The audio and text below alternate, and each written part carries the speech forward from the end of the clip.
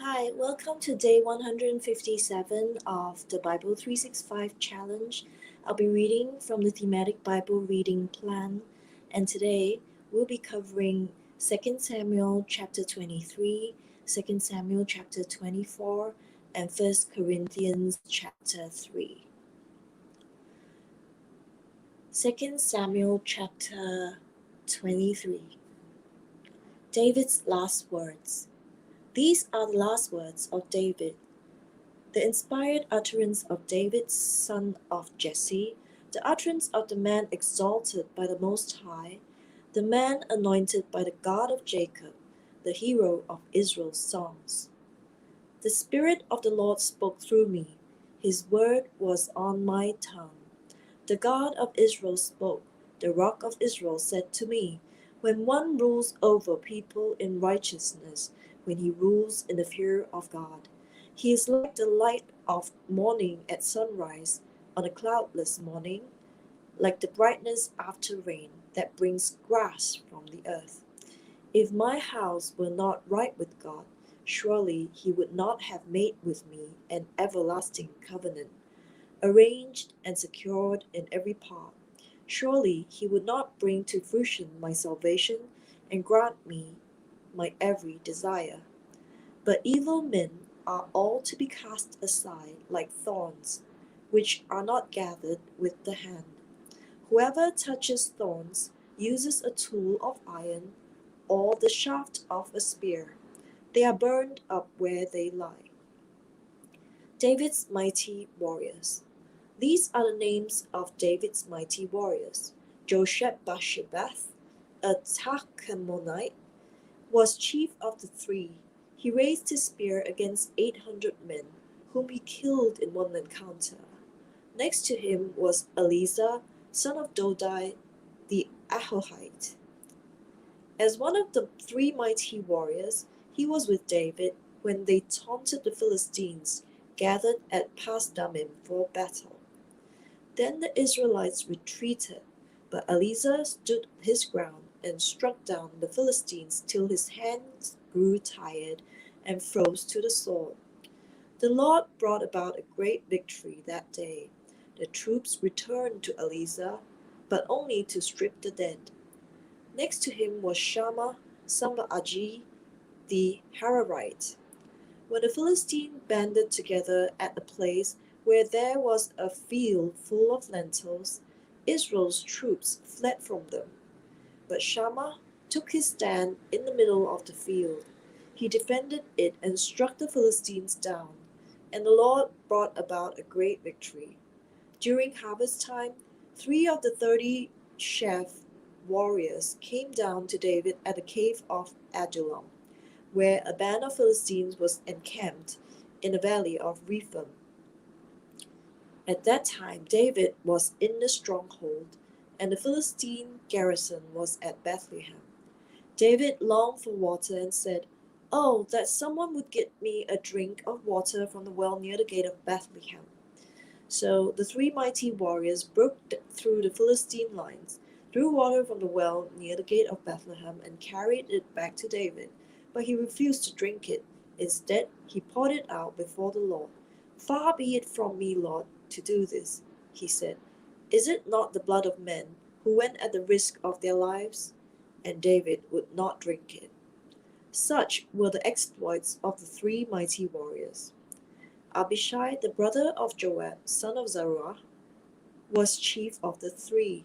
He raised his spear against 300 men, whom he killed, and so he became as famous as the three. Was he not held in greater honor than the three? He became their commander, even though he was not included among them. Benaiah, son of Jehoiada, a valiant fighter from Kabzeel, performed great exploits. He struck down Moab's two mightiest warriors. He also went down into a pit on a snowy day and killed a lion. And he struck down a huge Egyptian. Although the Egyptian had a spear in his hand, Benaiah went against him with a club. He snatched the spear from the Egyptian's hand and killed him with his own spear. Such were the exploits of Benaiah son of Jehoiada. He too was as famous as the 3 mighty warriors. He was held in greater honor than any of the 30, but he was not included among the 3. And David put him in charge of his bodyguard. Among the 30 were Asahel the brother of Joab, Elhanan son of Dodo from Bethlehem, Shammah the Harodite, Elika the Harodite, Helez the Paltite, Ira son of Ikesh from Tekoa, Ebezer from Anathoth, Sibbecai the Hushathite, Zalmon the Ahohite, Maharai the Netophathite, Heled son of Bana the Netophathite, Ithai son of Ribai from Gibeah in Benjamin, Benaiah the Pirathonite, Hidai from the ravines of Gash, Abi Albon the Arbatite, Azmaveth the Bahumite, Eliabah the Shalbonite, the sons of Jashan, Jonathan son of Shammah the Hararite, Ahiam son of Shahar the Hararite, Eliphelet son of Ahashbai the Maacatite, Eliam son of Ahithophel the Gilonite, Hezro the Carmelite, Paarai the Arbite, Igal son of Nathan from Zobah, the son of Hagri, Zelek the Ammonite, Naharai the Beethrotite, the armor-bearer of Joab son of Zerah, Ira the Ithrite, Gareb the Ithrite, and Uriah the Hittite. There were 37 in all. 2 Samuel chapter 24. David enrolls the fighting men. Again the anger of the Lord burned against Israel, and he incited David against them, saying, Go and take a census of Israel and Judah.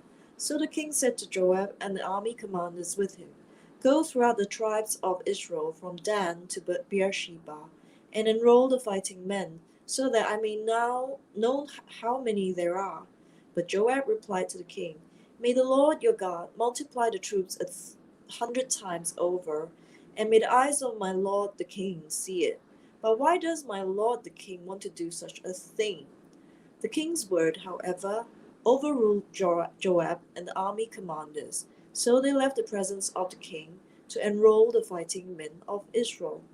After crossing the Jordan, they camped near Aroer, south of the town in the gorge, and then went through Gad and on to Jazer.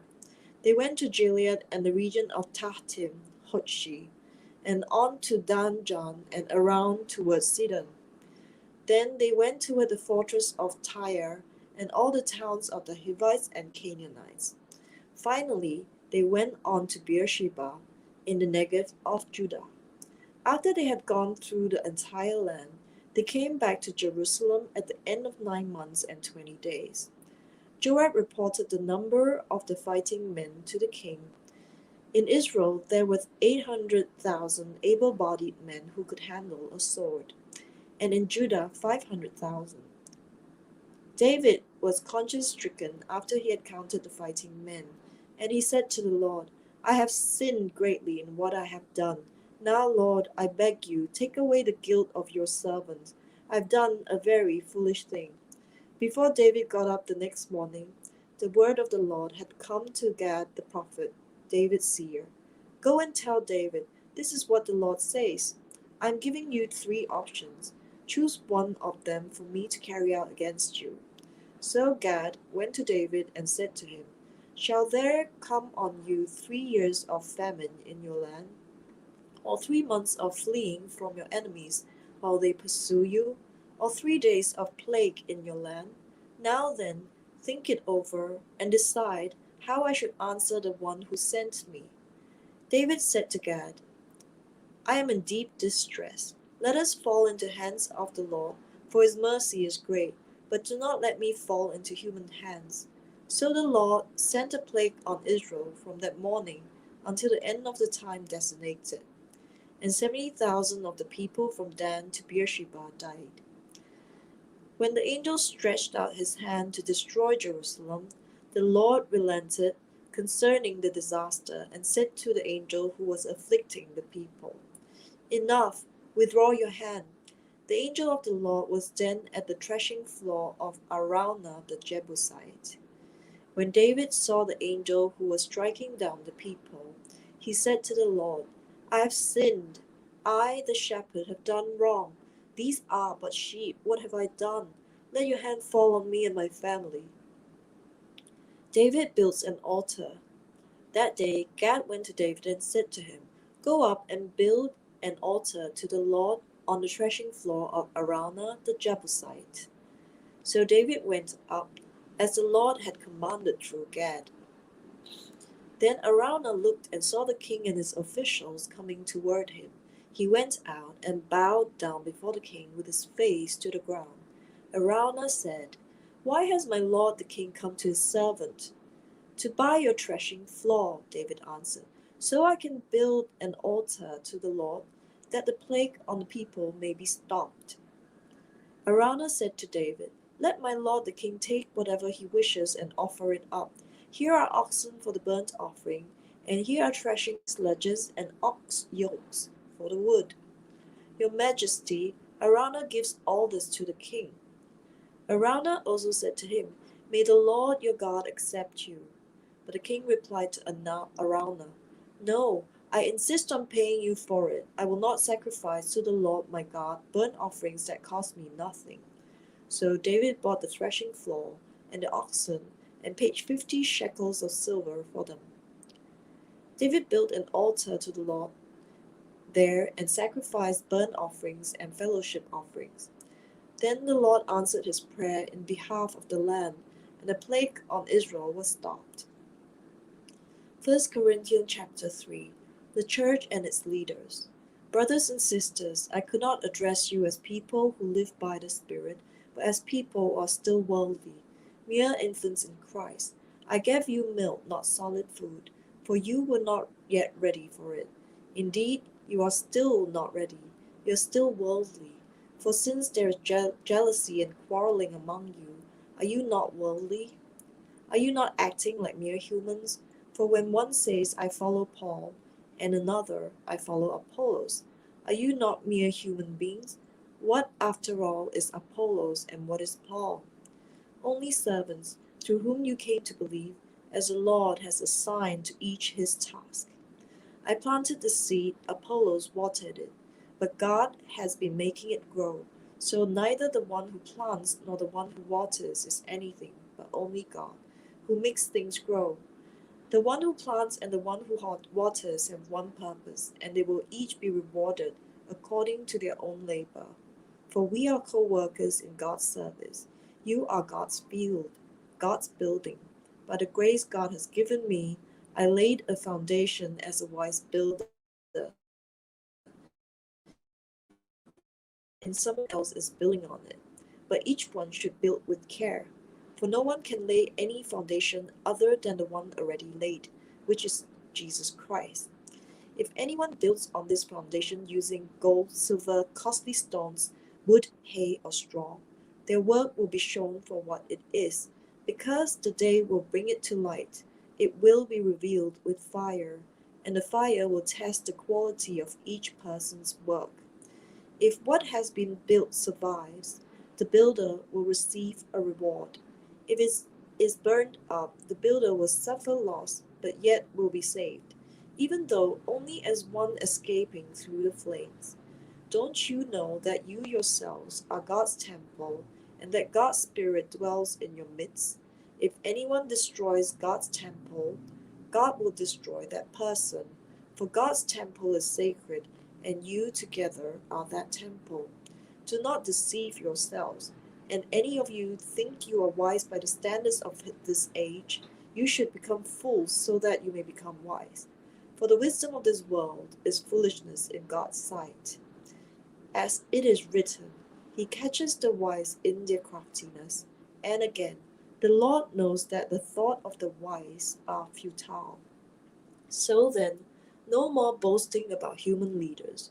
All things are yours, whether Paul or Apollos or Cephas or the world or life or death or the present or the future are all yours, and you are of Christ, and Christ is of God. So that was day 156 of the Thematic Bible reading plan. We had just covered 2 Samuel chapter 23, chapter 24, and 1 Corinthians chapter 3. I'll see you on day 158.